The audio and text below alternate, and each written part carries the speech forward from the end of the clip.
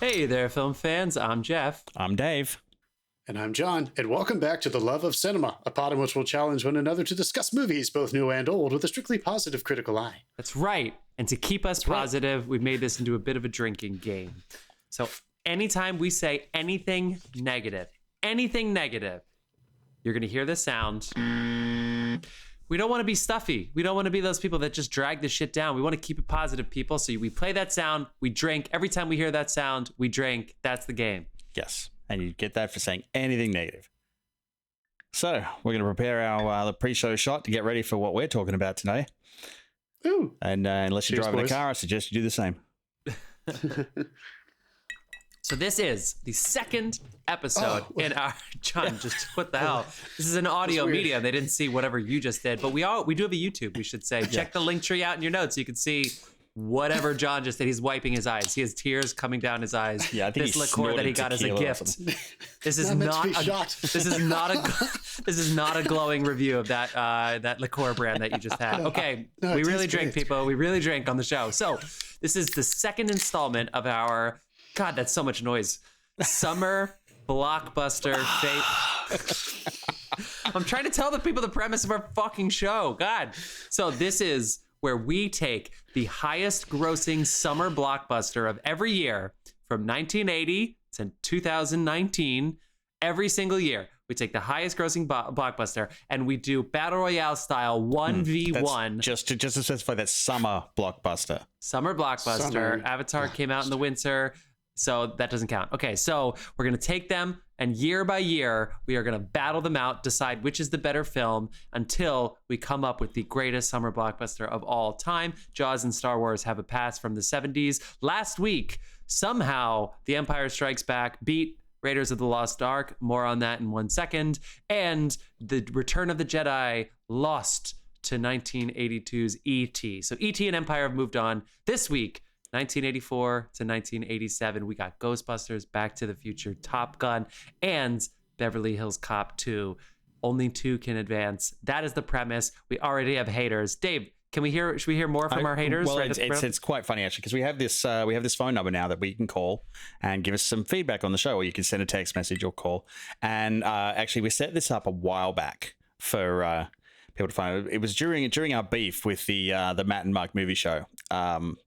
It was set up, so I kind of forgot that We still have beef. Yeah, just with to the- clarify. Yeah. This is ongoing beef. Yeah. I've also been told the show Beef is really good. I should watch it. Sure, yeah. I've heard the same. For your consideration. Emmy season. So Hey, writers. I'd forgotten that the recording on our show goes like this. G'day guys, you've called the Love of Cinema voicemail line, so leave us a message when you can. If this is the Matt and Mark movie show, go fuck yourself. Jeff, you have a beautiful Australian accent. Yeah, that's it. It's really sweet. Very tender. That was when Dave was a sex phone worker that he developed that voice. Of course. Dial 9. Yeah. If you want to hear Dave. I was giving His job myself, is to keep him on the line. myself a reach around Pay while I per was minute. recording that. Pay per minute. I mean, you know. And Continue, so, yeah, David. this week, as a result of what happened last week on our show, we did get a phone call. If this is the Matt and Mark movie show, go fuck yourself. Are you kidding me with this message? The only thing I've heard that is more outlandish is when Dave said, Wrath of Khan is not the best Trek movie ever made. What are you smoking, Dave? And can you send some to my house? Also, fellas, 1982, nobody brought up Tron, probably the greatest movie ever made in 1982. I know, Nobody yeah, brought you up rushed The it. Thing. All right. Two-way tie for the second greatest movie ever made in 1982. All right. And yes, Wrath of Khan, 1982. 1982, best year for movies ever, period. Guys, also, how did Superman the movie not carry over from the 70s? You guys are cray over there. Did not come out in the What's happening? Jesus. I feel like I'm taking crazy pill. Jesus. All right, let's tell that's, people who that is. That was, that was Matt. okay. That's From Matt the from the Matt Mad Mark movie show. Continuing that, who apparently didn't listen to the fucking rules. Matt, Jesus. No, he did not.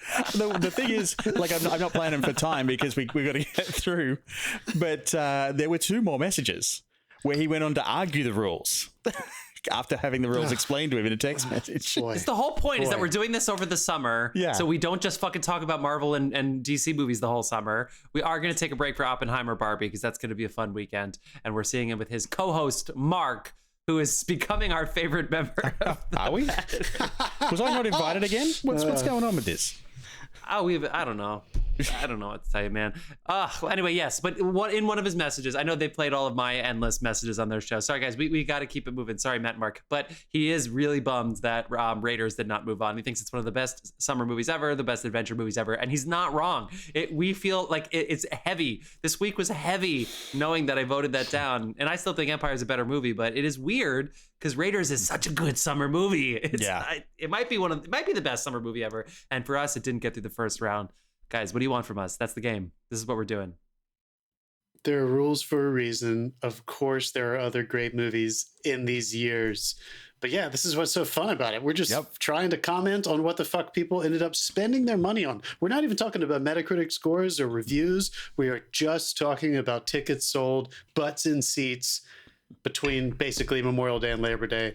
So let's fucking continue the ride. What are we talking about? Reiterate, Jeff. What are the Summer movies Blockbuster, Steven. Speaking of Summer Blockbusters, mini rant. Tom Cruise came out this week, and maybe it's just the reporting. I think it came out via Poke Media, or whatever the fuck that is, and it's getting reported everywhere else, that he's mad that his movie, Mission Impossible 7, Part 1, is only going to be in IMAX and premium formats for 1 week, but Oppenheimer gets 3 weeks, and it starts the next weekend. So Oppenheimer's going to bump Mission Impossible. First of all, I've already ranted about this on our show, and Shazam, and fucking Dungeons and Dragons, and John Wick 4, they all were back to back to back, so they all only had 1 week in the big format. This fucking movie, it's been 3 years worth of trailers, 3 years of release dates that they revoked, 3 fucking years of hearing about these 2 movies split in parts, and the first one's coming out this weekend, and somehow this is the week that he decided the release date wasn't to his liking, and that he saved movie theaters because of the big format, and now he's complaining about the big format. What the fuck? Come on, Tom Cruise. Come on. Yeah. I mean, you know why Oppenheimer's in for 3 weeks, because once the projectionist carries that fucking 11 miles of fucking film up the stairs, he's not pulling that back out a week later and taking it back down. Fuck that. How many reels you will watch of Oppenheimer IMAX till film? I have the energy to carry this fucking thing again down the stairs. How many reels of IMAX film do you think it is? No, I told you guys this when I was over at IMAX headquarters here in Los Angeles, like watching Nope last year. I was just talking with a guy who worked there, and he said, like, literally at any given moment, Chris Nolan has like 60% of everything they own somewhere on set around the world. I mean, it's just, you can't argue with the fact that, like, they're going to prioritize Chris Nolan movies. He's been with them for so long. Exclusive relationship, exclusively filming on their products, with their products, on their film. What should get an IMAX screen? Something that was filmed in IMAX, or something that was formatted for IMAX? Or David, what are the other terms? Yeah. Well done. What are the other terms? What are the other ones? Formatted for, adjusted for, filmed for. Filmed for. Yeah, filmed for instead of filmed in.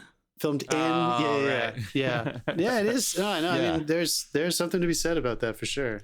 So, but I'm definitely gonna go that weekend and see fucking Dead Reckoning. I will be there that 2 first weekends weekend. in a row. We got some good IMAX movies. All right, people. Yeah.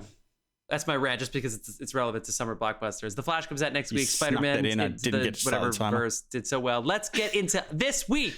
Oh, just quickly, I did go and see Spider-Verse. Are we doing that now? We're doing that at the end because I saw it too. We can talk now. I mean, we can talk at the end about it if you want, but I just want to put it on record at the start of the show before everyone gets distracted that it might be the best animated film I've ever seen in my life.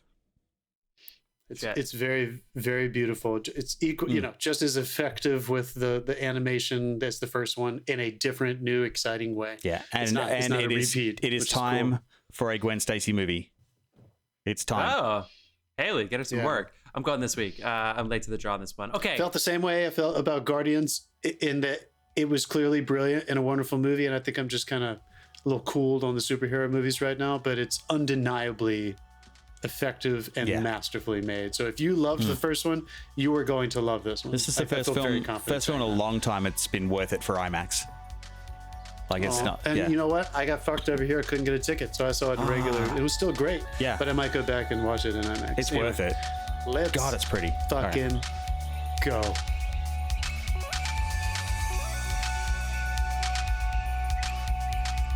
Let's All get right. into this.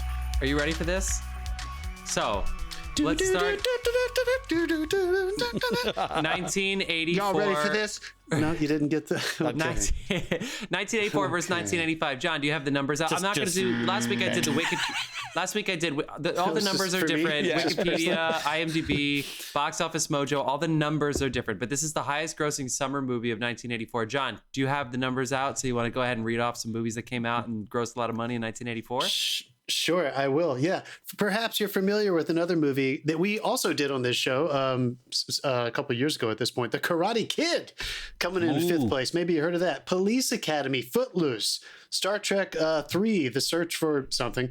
Fucking Prince's Purple Rain, come at me. Everybody knows that fucking movie. Oscar winner. But then, ready? This is crazy. It was not nearly as popular as its sequel, but The Terminator is pretty far down the list at number 21. Friday the 13th, one of those. Conan the Destroyer, which we've done on this before. So anyway, David Lynch's Dune. So anyway, as always, like the discrepancy, the difference between numbers-wise, just numbers, butts and seats, tickets sold, between some of these very iconic, famous movies that have lasted the test of time, we're not even in the same fucking world of hundreds of millions of dollars to the ones we're going to be talking about. Yeah. Like, it's just crazy to look back and look at these numbers. A couple other things. Michael Eisner leaves Paramount for Disney. Touchstone Pictures came out. And then you also have Romancing the Stone, Never-Ending Story. TriStar Pictures was a joint ventures of Columbia, HBO, and CBS. They released their first film. Amadeus destroyed at the Oscars. The Killing Fields, Broadway Danny Rose, Places in the Heart, and Once Upon a Time in America somehow lost Best Score to Purple Rain. Despite, isn't that fucking crazy? So that's 1984. So we are, of course...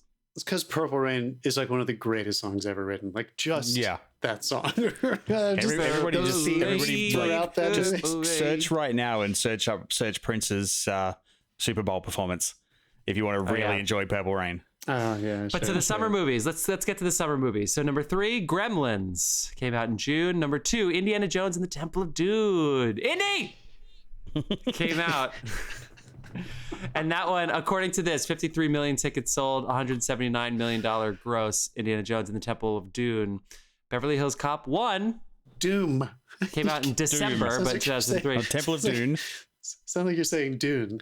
Doom. The people can hear me on my articulators. But of course, Ghostbusters was the god of them all. Came out June 8th, 1984. $220 million on 65 million tickets sold, which again means the average ticket price was less than $4 a ticket.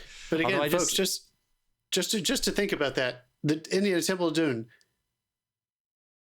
about 12 million less tickets were sold. Like, again, this isn't even fucking close, right? I mean, that's the state of New Jersey now. The whole state of New Jersey now went to go see one movie. It's just crazy. All right, so let's get into it. Funnily enough, this week, we're talking about Ghostbusters as one of the films. And this week in New York, the Ectomobile was seen on the streets. Oh, yeah. For the first time because they're shooting the new movie. Fuck yeah. Okay, sweet. So, what do you guys think? Sequel to The Ladies? Is that what you're talking about? Is it a sequel to The Ladies movie? It's a sequel to Afterlife, the new one. Fucking Jason Reitman's. Is he doing it again? I think he's producing. I think he passed it off. We liked it, right? We did that. We if did. y'all want to go listen to our episode on that, we enjoyed that one. I got picky, anyway, but anyway, let's do it. What do you guys think? So I saw this from we did the franchise Face-Off. I rewatched. No, that's not true. I rewatched this when the sequel came out. I rewatched Ghostbusters 1 when the sequel came out. When was the last time you guys saw Ghostbusters? So, or how many have you seen? Are you one of the people that have seen it like 30 times? Like I've probably seen it 4 or 5 times. But Dave, how many times do you think? I'd be in the 50s. I watched it again a couple of weeks ago. Halloween. Ever going for Before Halloween? you knew we were doing this? Yeah. You just watched all 3 of them. Because I got the 3-pack that has. It's funny, they sell the Ghostbusters bundle, and it has Ghostbusters, Ghostbusters 2, and Ghostbusters Afterlife in it. Oh, okay. I was like, what was the third? They totally skipped over the other one. I think I rewatched this one when we did Afterlife, or right before doing that, and I have safely seen this movie over 5 times for sure, like a proper watch. But this was also, if you're a kid that was growing On up with TV. cable television, you Yeah. know, I mean, who knows how many times I saw it with commercials when I was a kid, you know. And the If it came ending, on, the I Stay watched Puft. it. I've probably seen the Stay Puft guy 3 times more than I've seen the whole movie because I would turn it on and be like, oh, we're near the end. We're halfway through. I'll watch till the end. I also saw Yeah. This Is in the Movies This That is one of Made those Us on ones. Netflix. And this is a Yes. Yeah. sensational story of Dan Akroyd It's a good episode, trying to get yeah. wrote it for John Belushi and Eddie Murphy, pivoted to Bill Murray and Ernie and everybody else in the cast. It's just fucking phenomenal. I highly recommend that Yeah. if you're a Quite a Ghostbusters good fan. making of And story that to this is thing, up against. So that is up against. We could do it that way. Last time we kind of talked about each movie, but we know these fucking movies. So that is up against in 1985, Back to the Future. Guys, this is tough, man. Yeah. So let's talk It's a little gonna bit hurt. more about. Let's talk a little bit. Let's just set up 1985, and hopefully we don't overwhelm our listeners with all of the facts from 1984 versus 1985. John, you want to get those numbers out and take a Yes, look I at some do. other high-grossing movies from 1985? So right behind Back to the Future, we got Rambo: First Blood Part 2, folks. Another sequel sneaking in there with about $40 million less dollars. We have Beverly Hills Cop, which we're going to be talking about a little bit later, coming in at number 3. That's Beverly Hills Rocky Cop fucking 2. So wait, so really quick, Beverly Hills Cop came out at the very end of 1984, so it's on the numbers list of 1985 because Yes. most of its money was made in January and February. Because it was. Yeah, again, this is back yeah. in the time where movies ran for 14 weeks in the theater, as opposed to 1 week like they do now. Sorry, John. Yeah. Continue. So no, I should have clarified the number 1, 2, and 3 seats for the summer that we're talking about for 1985. Back to the Future 1, Rambo: First Blood Part 2, and then fucking Cocoon. How good is Oh, that? yeah. Coming in at number 3. Couldn't you not Love get that anywhere for a while unless you owned it? Like they stopped streaming it at one point, I think. Oh shit, I don't know. Yeah. Man. You know, I'm going to be honest. That- I've never two seen classics like Cocoon and Super Mario Brothers you couldn't get anywhere. 2 classics. I love it. Some other really great, Yeah, fair. movies from from the year that are not necessarily in our summer lineup, but we've talked about Witness before. We really love that movie. The fucking Goonies, baby. Yeah. Yeah, dude. Fantasia. Thank God it's not up against the Goonies. National Lampoon's European Vacation, which slid in at the very last minute to a wild card position in our franchise As it was face-off. immediately voted out. Yep. Sorry. That's pretty funny. Let me name a few more. The Breakfast Club. I don't know if you've ever heard of that movie. Heard of it. St. Elmo's Fire, one of the Mad Maxes, The Killing Fields. Come on.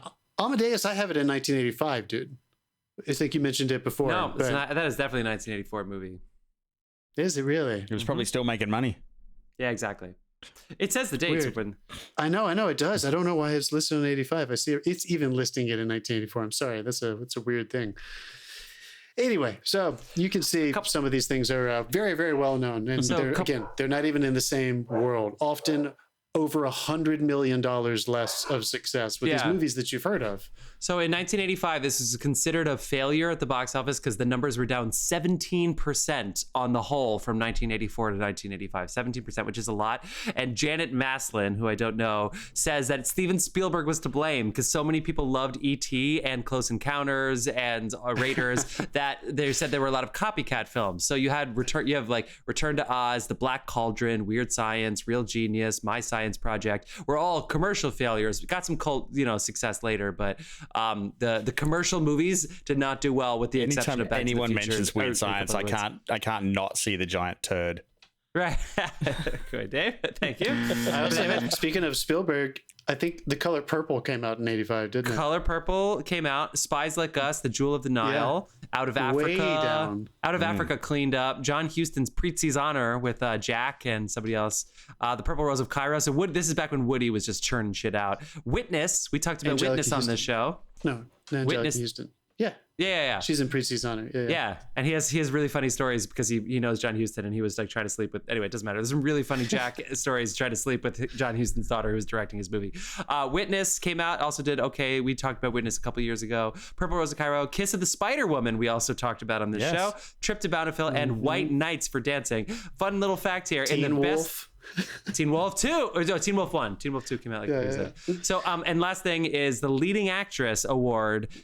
And Golden Globes had 2 categories, BAFTAs and Oscars, all went to 4 different women. So just to show you that awards are fucking useless.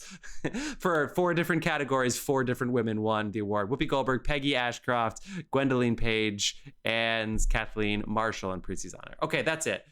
Wow. Let's talk about Back to the Future. I definitely rewatched this during the franchise face-off in 2020. When did you guys rewatch this? That was it. Last time I watched yesterday. it properly. But until Dave. remember, guys, last summer I saw Back to the Future at the Hollywood Bowl with the orchestra. Yes. And Silvestri was there.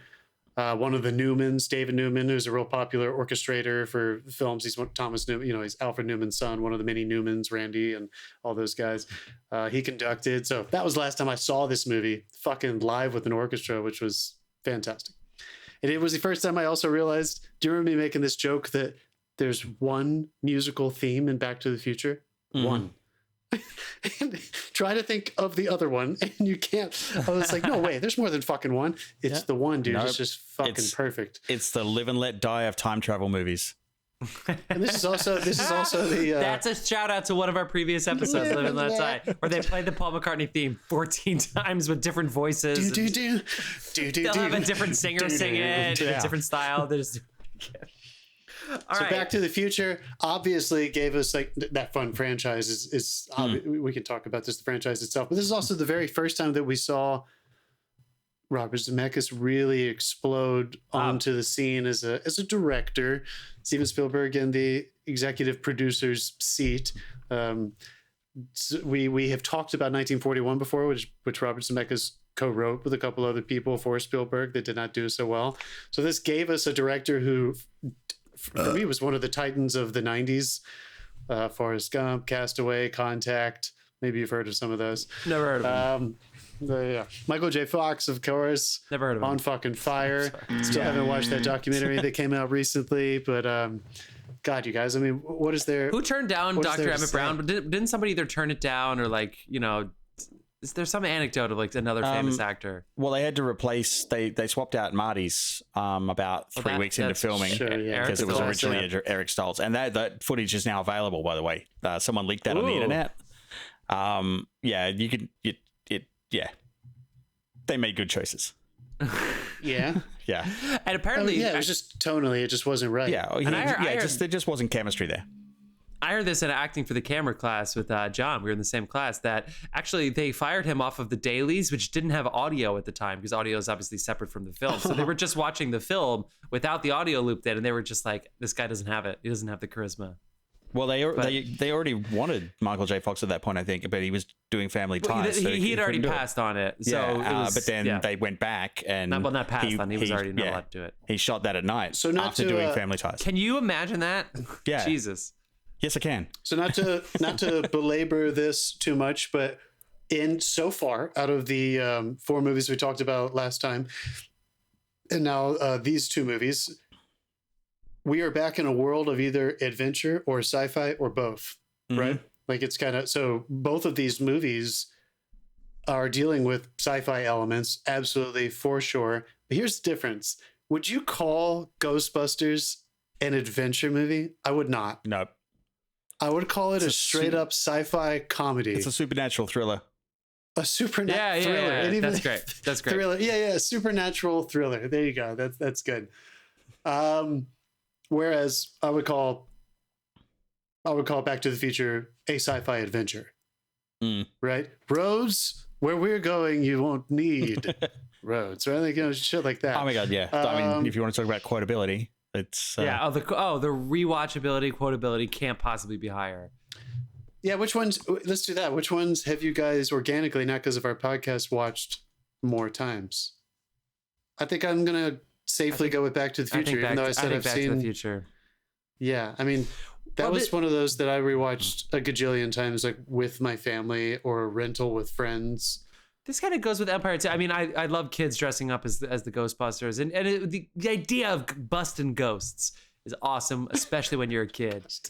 Busting ghosts, getting him in that fucking trap, and you're like in here as a ghost. Like as a kid, like what a dream come true.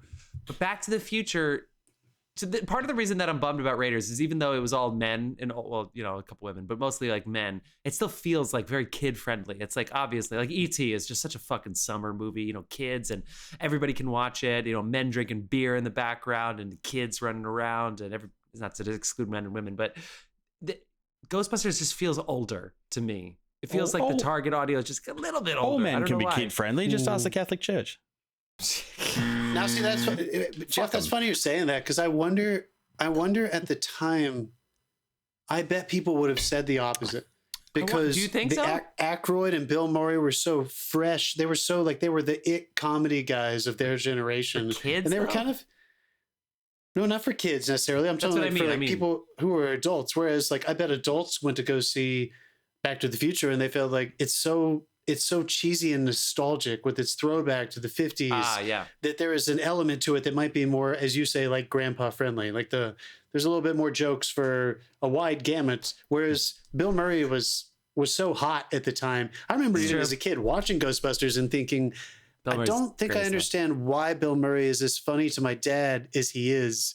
Because I'm not laughing quite as hard as my dad is, but one day I'm going to get it. Yeah. Whereas like everybody can laugh at Great Scott, you know, everyone's invited into the antics of Zemeckis' direction and Christopher Lloyd and stuff. However, I just want to point that out too. The nostalgia factor. Indiana Jones is a throwback, isn't it? We kind of talked about that. It takes us back to this very dreamy perspective on this American fighting the Nazis and killing all of them, and in this wonderful, whimsical Spielbergian way. Kind of in a similar thing, we have his boy Robert Zemeckis kind of creating a nostalgia piece very shamelessly and taking us back to that Americana. But they did not sugarcoat it though. Like there are several times that highlight it sucks to be a woman in the 50s, like as well. So that was hidden in there, which I kind of like. That was a little bit subversive. I thought it was great. I mean, are you talking about like the obvious? Like the scene at the end, I'm trying to think of some other. Both, like he when he grabs her on the street, and he's like mauling her in the lunchroom. Yeah, physically. Yeah, for sure. And what a great actor! Of course, it was not a very segregated town, was it? Just the young gentleman who wants to be mayor one day. Mayor, I like the sound of that. Yeah, right. Like he's like one of the only, except for the band. Right, the band comes in at the end. So like again, very like. I wonder how a movie like that would have played today. Do you think they would have just cast it ethnically diverse and just been like, yeah, this was America back then, and they just would have maybe I think so. So I don't know. I think it that was branded interesting. as woke because it made racists feel funny.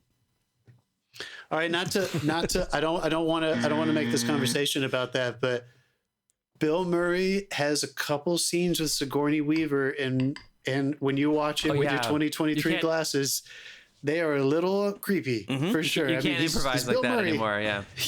Yeah. I mean, he's Bill Murray and he kind of gets away with a lot of things that some people don't, but there is maybe what's the point I'm trying to make? That the way they handle the nostalgia of Back to the Future, even with the issues you're talking about, Dave, it kind of makes it a little bit easier to swallow watching it now. That's absolutely than what I said. The way they sincerely played the Ghostbusters comedy for the time.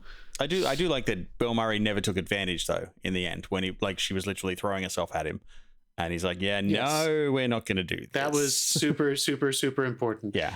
Jeff, am I remembering correctly that you, for some reason, got tickets to that Neil Patrick Harris game show? Yeah. And I thought I won. I thought I won. I thought I got picked.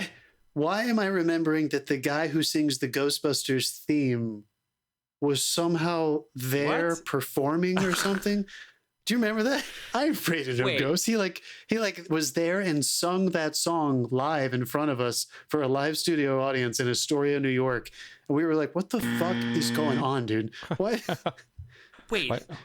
Are you serious? Why did the buzzer go off? Was he there? That was there from before. That was I don't know. Everybody literally just Everybody drank. All the lights are lit up. Sure, what page are you on? Jeff, you and I saw this motherfucker sing that song live. I don't know where that happened. Oh, there we go. Pretty fucking positive. I'm so mad. I know his name because I worked on the Ray Parker Jr.? Yeah, you don't have to say it like that. Yeah, I know. Yeah. Oh, he knew him. He knew him. Dude, that song's a fucking smash hit in the 80s. That show, Power of Love. I'm all about it, man. I'm all about Power of Love. Yeah. Oh, that's Shut the fuck up. Power. I did. I just sing that for babies one time. It's a true story. Different movie.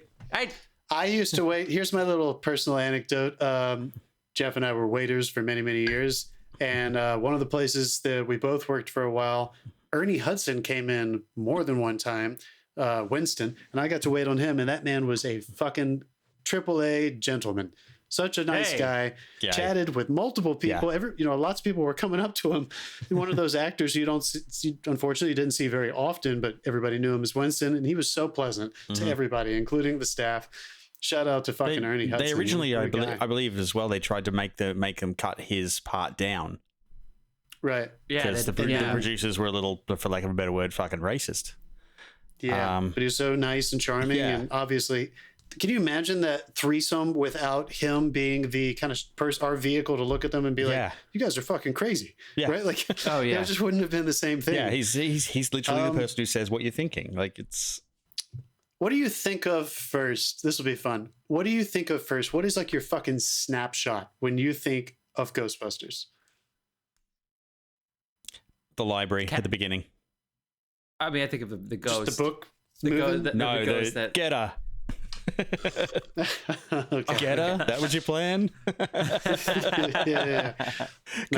Because it went at that moment, it was like, okay, this is going to be a fun little romp. But then when that ghost went full fucking horror, I was freaked out, and I was like, this is something new. This is funny, but like, and it kind of introduced me to the mesh of comedy and scary, because I think that was almost my first experience with it.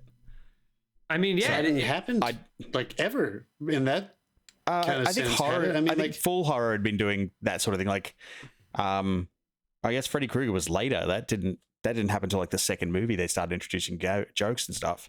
So maybe it hadn't. I don't think we had ever seen comedic actors at that level sincerely doing a supernatural thriller, bringing their particular brand of comedy into a script that way. And that's what Akroyd said. I'm looking at it. Like, I saw this outside the country because I was in Australia at the time, so I didn't know who they were. I'd seen Bill Murray in Stripes, but I didn't know who they were, to be honest. Stripes.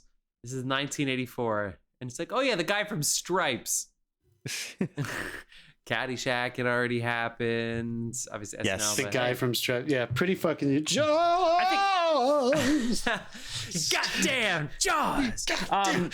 I think of I see Ramis a lot. I see Ramis a lot. So I mean, it's the image of them with guns, and the lasers are so bright, and it's like it's almost like they ripped off like the Star Wars lightsabers. Like the light is just so obviously. I think ILM did this, beams. Didn't they? Yeah, I think they did. I don't know how else you would go to.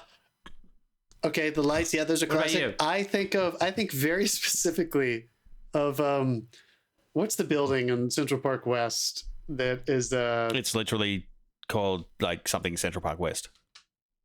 No, oh god, it's so famous when Rick Moranis is up against the window. Oh yeah, the Rotunda restaurant, whatever it is. Yeah, and nobody is noticing him. That whole sequence where he's running from those dog things, but just in general, those dog things scared the hell out of me when I was a kid. Yeah, same. And they really carved out a little piece of horror in my mind when I was a child. Yeah, claymation, they were scary as well. Cheesy, maybe nowadays for technology, but they got me. But that's the thing, though. In Ghostbusters Afterlife, when they brought those back, they made them move the same. Which was like essential. It even falls trying to turn a corner. They still can't fucking corner. Yeah.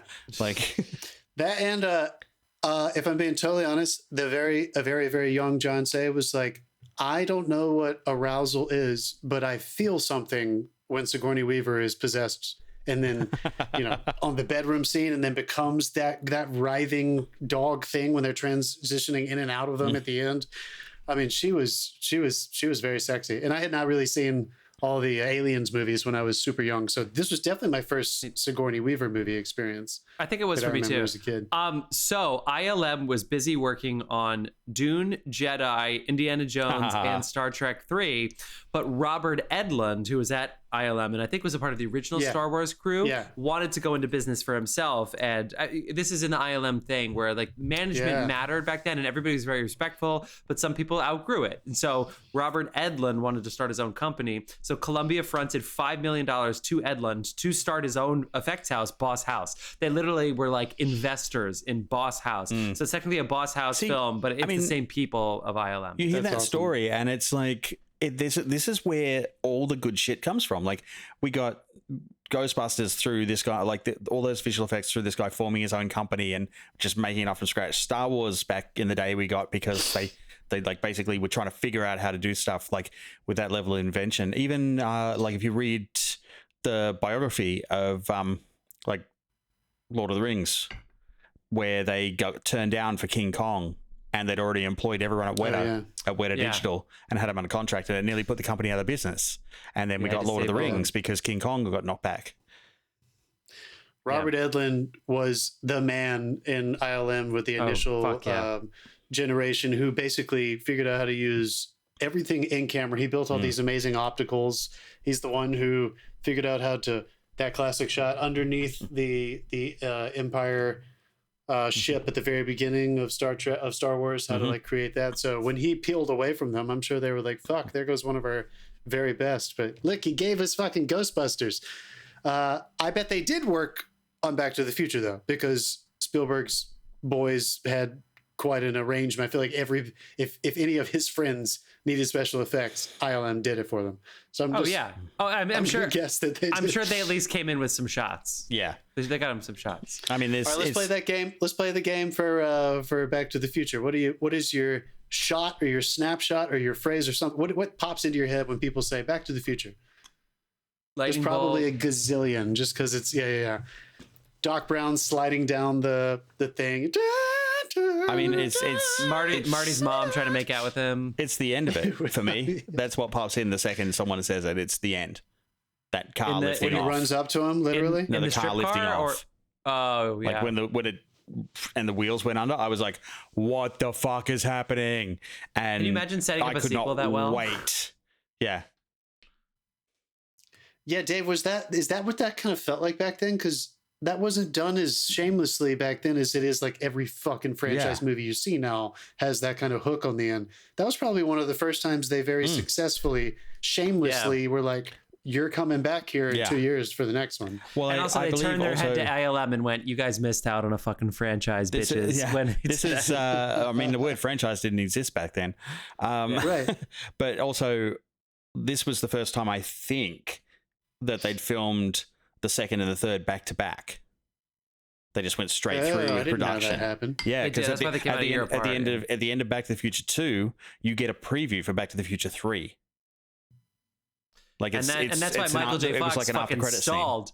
Michael J. Fox is like he really played his cards really well because he was like he wanted to be in what was that war movie he did with like with Sean Penn. And, He was like, I want to do other things. I don't want to be locked down for 2 years. He was making money, and he really like negotiated the fuck out of. He got another movie. He got more pay, back end. Like Michael J. Fox fucking worked that negotiation to get that.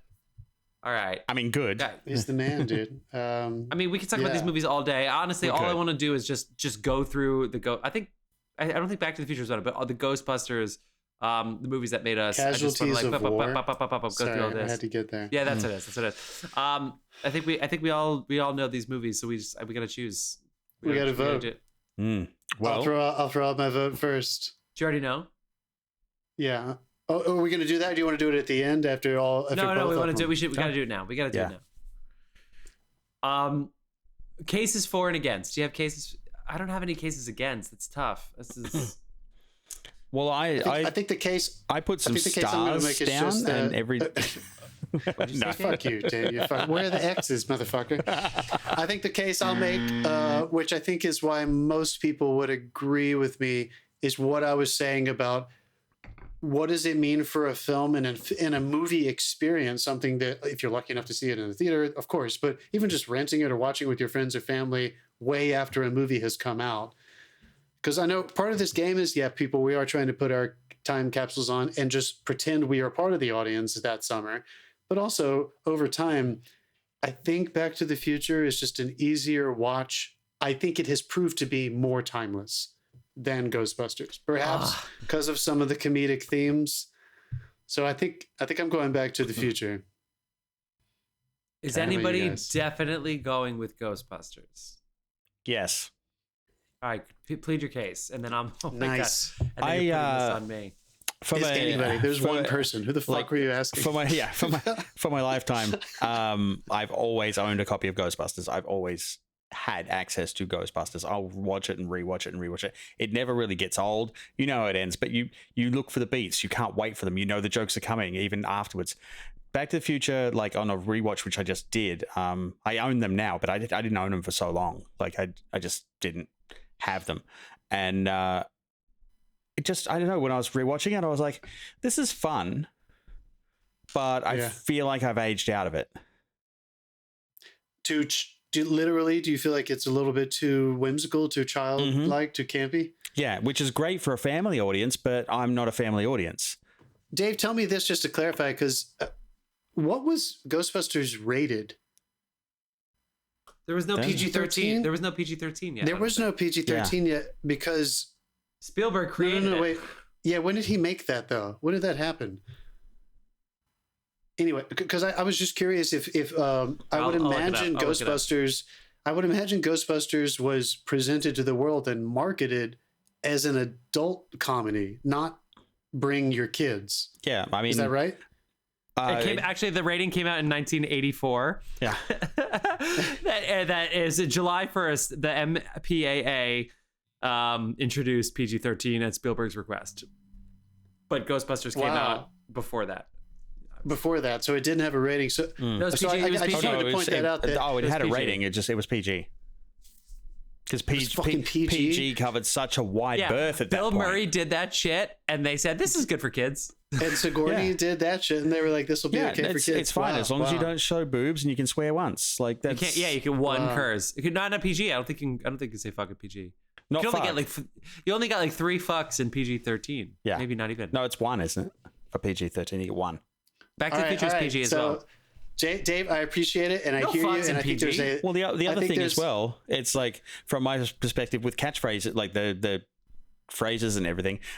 When you ask me to think of a single one from Back to the Future, it's like Great Scott, and that's it. But you got he slimed me. Okay, no, there's so she's so a dog. many more than that. There's so many more than that. Get out of walk here. up to Come anyone on. in any fucking place in the world and say who you're gonna call. You built a time machine in a in the DeLorean? fucking song, Come though. on, Come on, that's in the song. Nobody's saying Ghostbusters isn't fucking you, awesome. I don't think you guys saw Fast X, but there is a sweet fucking DeLorean in that movie, dude. Yeah. That is fucking awesome. They're releasing a new one. God, it's so sexy. Dave, I hear you. And I'm glad you fought for it. You gotta Jeff, fight for it. Fuck, man. I'm telling you right now, and 2 things sway me. Number 1, I was really on the edge of this because I thought I knew what it was going to be, but I didn't give anything. And my dad, who grew up, and these were his comedians as well. He loves Caddyshack. I mean, come on, he's a golfer, my dad, and he loves Caddyshack, right? And the SNL generation, he's in high school. Just a Cinderella story. He's in high school when SNL is out with Bill Murray and John. He loves Animal House, right, John? But he's basically in a fraternity while Animal House comes out. I mean, come on, he loves that generation of the SNL guys. And he was like, guys, I was like, which one is it? Is it? I feel like it's, I don't know. And he was like, it's Back to the Future for sure. And I was like, okay. I also saw Back to the Future in the summer in Bryant Park with, I don't know, 3,000-4,000 people. They put it on the big screen and it was fucking wild. And it just is such a summer movie. It just is. I know it's a little, I know what you're saying, Dave, it's cheesy and campy. No, that's fair. No, that's totally fair. To be fair, I didn't do that with Ghostbusters, and I'm sure a lot of people did go to the drive-ins and see it, and it's awesome as well. But it's also just like a little dark. It's much more complex. It's like there's all this the things with whatever Sigourney and Moranis is like. I know it's fun and silly, but it's like I feel like Back to the Future, it's easier to justify it being this great adventure sci-fi movie. Not to say that is contradicting myself from last week when I chose Empire over Raiders for a very similar conversation. But I think it's Back to the Future. I do. So I got to give it to Dave. I'm sorry, man. I got to do it. I got to go Back to the Future, baby. Let's go. Jeff. And with that sound, we're going to take a 2-minute... Oh, wow. Oh, I'm sorry. I played it twice. And with that sound, we are going to take a quick 2-minute break to refill our drinks, and we're going to be back with 1986's Top Gun against 1987's Beverly Hills Cop 2. If you don't think Beverly Hills Cop 2 has a chance against Top Gun, just know Beverly Hills Cop 1 and 2 were two of the highest grossing movies ever, and one of them was actually the highest rated R movie for 20 years. So these movies can fucking compete. Let's go. I need to pee and fill up, and then we're going to come back at you with some more podcasts. You ready to go? What is that? That's my toilet. Is it a hissing sound? We can clearly hear your toilet. Yeah. Let's hit that out. It's loud, right? Yeah. I don't know why. There it is. Yeah. Okay. All right. Oh. There we go. And it's just like me peeing. It's done yet? Evacuation process come. Yeah, baby. It's like, And we're back. We're back. Oh my goodness. and we're back. I should also say, I think Matt with his wife, the producer in the booth, I think they were in Ghostbusters for Halloween last year, so he's gonna come at us again. Oh no! This week Yeah, for that. I think they were Ghostbusters for Halloween this year. Pretty much, we're just doing this whole thing just to infuriate Matt. I mean, I love Ghostbusters is so fucking good. It's so iconic. You got to choose. I do feel like Universal Studios doesn't exist without Back to the Future. You go to the Universal lot, and it's basically like, so this is where you film Back to the Future, duh, and a million other movies as well filmed in the exact same lot. It's so obvious when you see them all. Yeah, pretty like old studio. Yeah, I think they filmed a few other things. All right, people. All right, moving on. John, talk to us about 1986. What was going on that year? 1986. First of all, we should point out that the movies we're about to talk about were both directed by the same person. Tony Scott directed. Fucking true. Yeah. Directed Top Gun. And before I think that, some people. Sorry, the movie. He made one feature film before this, and it made $5,000. Thank you. What was that? Wow, what was it? I don't even know what that was, because I definitely I think of him. I think of him, and I think a lot of people do, is like Top Gun was kind of his coming out. Just to clarify, Robert Zemeckis, I talked about that. He had made Romancing the Stone and Used Cars, a couple of the pop ones, but that was his big coming out, and kind of like in a similar way, Tony Scott really exploded with Top Gun. He had directed some TV series, some short. I don't know what Loving Memory is. So I'm not going to count that in 1971. It's probably some fucking bullshit. He directed The Hunger in 1983, starring people you've never heard of, and it made. I want to get it again because it was like it made nothing. I said 5,000. Very little. Yeah, I think it's 5,000. 5,000. So anyone who doesn't know the Scotts. Oh, it's 5 million. I'm such an asshole. But Top Gun. Still. Beverly Hills Cop 2, 5 million. Right? And he did not direct the first Beverly Hills Cop movie. Yeah, not correct. Yeah, which is interesting. A big director who's coming off a huge hit from the year before, Different writers, too. Interesting. Yeah. So, Top Gun was number one. 170, basically $2 million gross I have from the numbers. It's about 46 million tickets sold. Number two and number three for the summer are Karate Kid Part 2, and then a movie called Back to School. I've never heard of or seen that movie. It's a Rodney Dangerfield film. Oh God, you know it's hilarious. I get no respect. Yes, these people.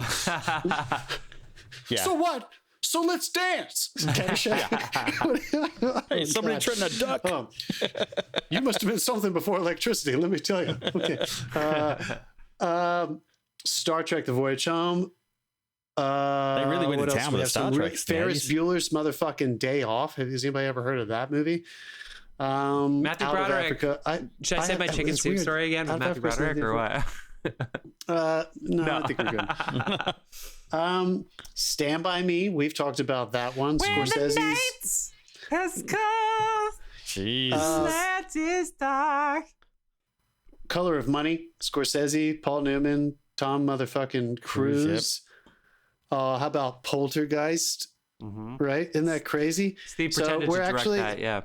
And that actually folks, just to give you, I feel like that movie is another iconic one. That is like quite a bit down the list. It's sitting at number 19 commercially, and that came out. We would have counted that. It came out May 19th. We would have counted that if it had been way up in the numbers. Yeah. So it's just funny to think about how a lot of these things just don't really come to the, to the forefront that way.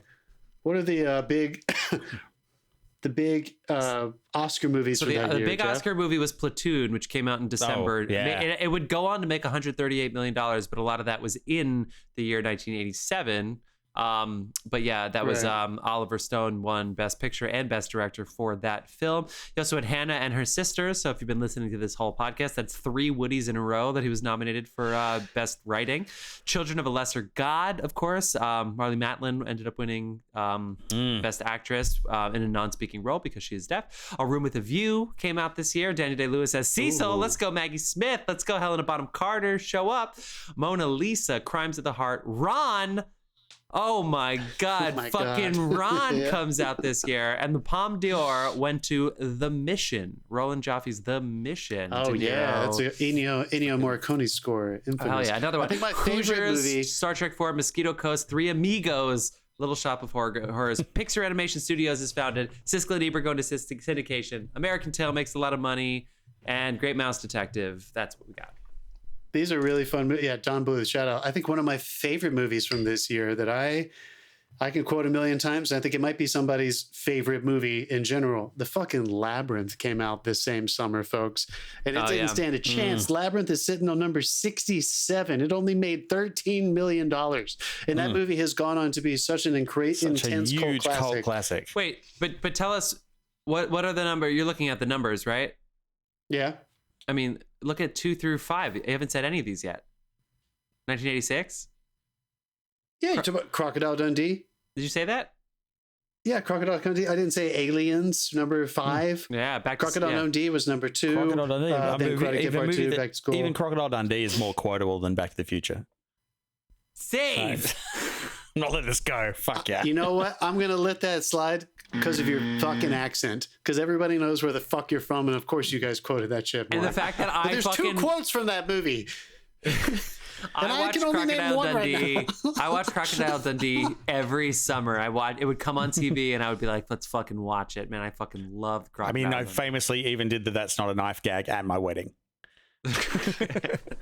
Did you? Oh yeah. Did you say Karate Kid too?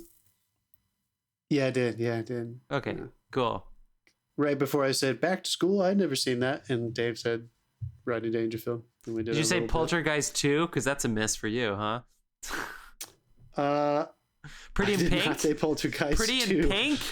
Peggy Sue Got Married. The Fly. The Money Pit. Come on, this is good shit. Heartburn. Hey, sure. Oh, that was the next. Okay, let's move on. Oh, of course, The Lady and the Tramp comes out at the end of the year too. Rocky Four is okay. Fuck it. Let's go on. Move on. Lady and the Tramp.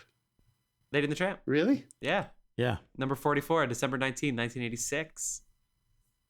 Whoa. Is it good podcast? The animated Disney movie?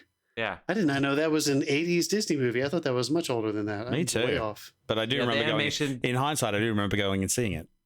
Animation does not. Well, fuck, I'm way off. All right, let's move on. Let's move on. We're losing them. 9.5 weeks. She's got to have it. Come on. Okay, let's go. Hoosiers. Oh my God, Hoosiers. Let's go, people. What do you guys think of Top Gun? I rewatched it. I told you this, but when the new Top Gun movie came out last year, Dave, you were in Australia. I woke up that weekend on Saturday, and I just put Top Gun on because it was on one of the streaming networks, and it was so fucking good. I just went right to the IMAX theater on 42nd Street, your favorite theater in the world, Dave. And I just fucking went. I literally finished Top Gun 1 and went straight there because I was like so fucking amped up, man. This past weekend, and then you had to go to Lincoln Center because their projector didn't work or something. Times Square, don't trust it. This past weekend, my brother and I watched like all the fight scenes from Maverick. We just like just fast forwarded to all of the big fucking guys that did scenes. The flying, man. What a time of their life, man. The guys that did the flying. Oh God. All right, so I think I have mentioned this on our Top Gun episode, which, by the way, I just wanted to plant this seed. Jeff, Dave was out of town, as you just mentioned. Yeah. That episode never got posted, bro. You did not post our Top Gun Maverick episode. Post it where? I can't see it. It's not on our. It's in the podcast feed. I had fucking church members who told me that they liked our Top Gun episode. Really, I couldn't find it. Church members doing listening to our podcast. Brandon said he couldn't find it either. Anyway, Did it just get wanted to erased? point that out. That definitely came out. I remember Charlie Day coming up to me and be like, everything you said about Val Kilmer was so great on your Top Gun episode. I was like, hey, thanks, Charlie. Charlie Day, not Charlie Day of It's Always Sunny. If anybody is listening, Good question. Yeah, if I went to church with Charlie Day, that'd be fun in New Jersey. Yeah. Can you guys believe it? So I think I mentioned this on our episode, but Top Gun has a very special place in my heart because my best friend from childhood, Adam, and I stole that movie, as we did quite often when we were really young, probably like 6 years old, from his dad's collection. That is the first sex scene I ever watched. Do, do, do, do, do. Yeah, take your breath away. Oh my God. Oscar That song winner. still Best does song. weird things to me. Oscar. It's a great fucking song, dude. But in general, that was like one of it was a drama, that I stole when I watched when I was a kid. Like one of the first times I had seen a movie that was kind of dealt with adult themes, kind of sexual, but also the death of Goose. This movie, I saw this probably too young, but it had such an intense effect on me. Yeah, And that it's beach volleyball scene just really did it for you, huh? Oh, sure, yeah. It's just, I don't know. It's hung on. I will completely admit and agree with people who have now watched and enjoyed Maverick a lot that the first one is not as in the same world. It just didn't maybe hold up for them. But I still have a real soft spot for Tony Scott's fucking opening career opus. Dave, The lyrics of Highway to the Danger Zone are so dumb, and that movie fucking slaps. Guys, Google the lyrics of Highway to the Danger Zone. Google it, and the lyrics are so fucking dumb. Dave, go ahead. What do you think? Go, yeah, Dave, come at us. I actually, I remember seeing Top Gun vaguely, and then I think it was around the same. Was it around the same time Iron Eagle came out? Which I think was one of the plane knockoff movies. I think I've seen Iron Eagle more than I've seen Top Gun. Iron Eagle came out in number 38 that year at $140 million less than Top Gun. Yes. And I think I've seen it more than I've seen Top Gun. Nice. The special effects in Iron Eagle are pretty funny. Yeah. They are. Yeah, they are not strong. Nope. Yeah. Nope. Didn't care at So that guys, age, but yeah. The lyrics of Danger Zone, revving up God. your engine, listening to her howlin' roar, Revving up your engine, metal listen under to her tension, howl. begging you to touch and go. Just for the record, engine and tension, kind of, roar and go don't even rhyme, and then it just goes highway to. It just fucking goes right to this weird chorus. roar No and go. pre-chorus. Roar and go No rhyme if you pronounce it gar. Let's go. You got heading into twilight, spreading out her wings tonight. She got you jumping off the deck, showing into overdrive. Again, I don't think there's any rhymes in there. It's just fucking saying words about planes and shit. It is such a dumb song. Kenny Loggins, man, just fucking own the 80s with these weird ass. Footloose is the lyrics of Footloose are so catchy and they're so dumb. It's so Kenny Loggins, good for you, man. You did it. You fucking figured it out. We should also point out that both of these movies were produced by the same guys, Don Simpson and Bruckheimer. They did The Brucks, Top Gun and then they did Beverly Hills. They did Cops both Beverly 1 and Hills. 2. They probably got Top Gun because Beverly Hills 1 was such a fucking huge hit. Yeah. Jerry Bruck. Guys, The music I think is by we're talking Top Gun. This is our Top Gun episode, huh? Faltermeyer. Oh no, wait. Harold Didn't Faltermeyer? Faltermeyer do? Yeah, he did do Beverly Hills Cop 2, yeah. Did he not do the music for Top Gun as well? Am I off on that? I don't know. I don't think so. I mean, he was coming very on, I'm popular getting in the there. time. He did.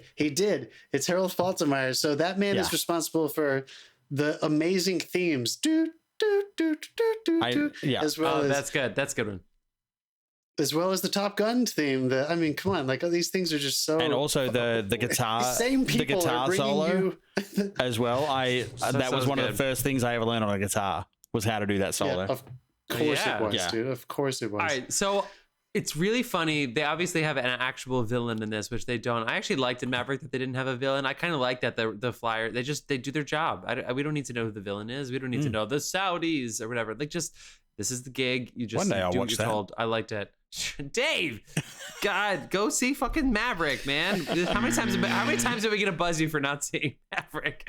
Yeah, you really missed out, dude. But there's something about. Please tell me you guys have seen the Tarantino video that ended up in a movie. That was apparently like a famous rant that he would say that he agreed to put in a movie, where he talks about it how it's the best gay movie of all time, and the whole thing is just a metaphor for homosexuality. And then at the very end, like the conversation like him and Goose have, where it's like, hey, you can like be my tail every him and anytime. Iceman. Him and Iceman. Man. Sorry, You can be my wingman Sorry, yeah. anytime. And he's like, yeah, the whole thing. You got to see it. It's so funny. He doesn't want to be with Kelly. What's her name? He doesn't want. LeBrock. Yeah. No, it wasn't LeBrock. It was McGillis. Yeah. It's like he chooses. He LeBrock can't be was with Weird her. Science. It's like, Yeah. oh my, I'm telling you, you got to see it. It's so funny, man. It's fucking Tarantino, and it's like he's like, this is it. It's the best gay movie of all time. Top Gun. Oh my god, it's so. All right, well funny.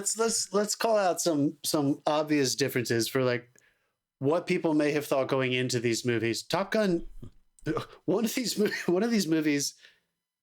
Wait, we did Top Gun. Should we do Beverly Hills Cop and give that a quick overview and then talk about both of them? Let's do a quick overview and then talk about both. Yeah. So Quick. 1987. I could have Let's just get said to that. that. Don't you skip good movies here. You got to go for the whole thing. Okay. Jeff wants the list. So the number 1, 2, and 3 spot for the summer blockbusters of 1987. Number 1, Beverly Hills Cop 2. Number 2, The Untouchables. Number 3, funny random wild card, The Witches of Eastwick. I love it. I love that. What a weird movie. Yeah. That's super fun. Yeah. But the other famous movies from that or year. did he do it to us on purpose? Jack, dude. We have Fatal Attraction, which is technically the second highest grossing movie of the year. It actually would become the number 1 because they re-released it after it won a bunch of Oscars and stuff. So, but that not in this year. It ended up making more money the next the following year. Right. Platoon is From the year again before. technically in the year before, but it ended up being the third highest grossing commercial movie of 1987 with its re-release after the Oscars. 3 Men and a Baby, that's cute. The Secret of My Success, take out Lethal Weapon. The first Lethal Weapon movie came out March 6th, I just want to go on the record as well. There is no 1987. ghost in 3 Men and a Baby. Stop fucking looking for it. I didn't even know that was a thing. Is that an internet thing? Yep. A little movie called Predator, which I love. Like, again, that you would think that movie was a gigantic success, but it's sitting very safely at number 10, about $100 million behind Beverly Hills Cop 2. I just love the in 1987. I just love the Steven Seagal story. Beverly Hills The Steven Cop Seagal 2. story from Predator is one of my favorites. How he was like such a dick because he was the Predator at the beginning. He was originally cast as the Predator, What? and I'm not wearing all this makeup every day. he insisted on doing his own stunts. And so the where the Predator jumps off the log and they do that shot where it lands, he was in one of those suits, but of course he's a lot shorter. But he jumped, and this thing weighs like 150 pounds or whatever, and he popped both his knees because he insisted on doing it himself, and that was it. He was done with the movie. They put the new Steven Predator Seagal. in, and that's what we that ended up guy's with. huge too. That guy was a That guy's better, so much better. good choice. We got another movie that made us, Dirty Dancing. Gotta coming see in that movie that made us. 12. It's so Fucking good. great. La la la la Number la la 14. ba, ba. La Bamba, sure. La Bamba. Guys, Not many people have seen you La were gonna Bamba. skip. You were gonna skip La Bamba. You went to 14. You were going right to RoboCop. You were fucking I skipping La was Bamba. sliding Dude, away from La Bamba. Lou Wow. Diamond Phillips is doing a 1-week production of Miss Saigon in Texas right now, man. You got to give him some love so he gets back into some movies, man. Come on. I do want to shout out 14 RoboCop. Fucking sweet movie. Yep. Probably not appreciated as much as it should have been in its time. That's a good movie. It's not just a good action movie. That's a fucking brilliant movie. And Not again, Mark, come at me. awesome Mark, satire. I think Mark agrees with me. He loves that movie as much as I do. Yeah, I love that movie. I'll fuck anyone up So who good. criticizes Outrageous that. Fortune, Living Daylights. Come on, Full Metal Jacket, bro. Let's Full go. Metal Jacket. Get out of here. Planes, Trains, and Automobiles. Cute little comedy by Mr. Those John aren't Hughes. pillows. Fucking Spaceballs. Spaceballs. Eddie Murphy Raw is somehow on this Eddie list. Murphy Raw, which I think is and isn't that funny that it's on this list, but is it the first one or the second one where he passes the two guys on the street that are wearing the Raw suits? The suits that he wears in Raw? Oh, no, the Delirious suits. Because it's the same suit, just different color, yeah. right? They're on Delirious. Okay. Yeah, one's red, one's blue, I think. How about No Way Out? Wall I don't Street? get it. How does Kevin Costner keep getting work? Jesus Christ. No Way Out. Wall Street, Wall number Street. 33. I love you The in Wall Lost Street. Boys. Jerry Bruckheimer had a big year. Didn't he make Princess- Lost Boys as well? And Princess Bride, Harry and the Hendersons. We could go on forever. It's just, folks, it's funny to look what back else? on these lists. Like, there are so many famous movies that come out every year. Untouchables, especially back Good then. Morning I was in the city at a Vietnam, party last night. I saw Moonstruck. someone wearing the Missing poster from like Lost Boys, and it had like all the vampires on it. And I was Nice. like, dude, that's a great shirt. It turned out to be Damien Leone, the director of Terrifier 2 and 1. that's cool. So, Hoosiers. Bertolucci Terrifier 3 is crushed at the coming, by the Oscar. way. Bertolucci crushed at the Oscars with Best Picture and Best Director for The Last Emperor. that's a good movie. Moonstruck. You said The Untouchables. Radio Days. That's Woody Allen again. He just keeps fucking crushing. G.I. Joe the movie. Ernest Goes to Camp. And Radio Days let's is a shout out great movie, too. Evil Dead 2 and Big Shots did come out this year. Superman 4, another one on our list. And this is Teen Wolf that's an 2. interesting episode to listen to. I was not Teen on Wolf it, 2? thank God. No, Teen Wolf Superman 2. 4. Jason Bateman. That was our All first right. taste of the Bateman. Aristocats. Okay. Silver Spoons, dude. Wasn't he the kid on that show? That was like... Yeah, he was Oh, at that was the other thing I forgot to mention earlier with the Back to the Future thing. I didn't realize at the time the two kids. Oh, sorry, I watched when I bought it. I watched the second one, where he goes to the future, and the two kids playing the video game, and he's like, "Oh, I'll show you how to play it." They're like, "You have to use your hands. It's like a baby's toy." And one of those kids is you. a very young Frodo. Elijah? Ah, Yeah. very young. Yeah. How Very old is Must be he? very young. He's Oh, like 40 6 now. or something. Yeah. Well, I'm like 40 now, dude. Come on, he can't be. No, I think he's older than you. Yeah, I'm sure he's fucking older than me. I'm just saying. I was like a fucking. Yeah. I was like, When did the second one come out? 1989, 1988. Anyway, we're getting off track. Sorry, we'll figure that out later. But he's 81, so Yeah. that makes sense. If it's 87, he you know.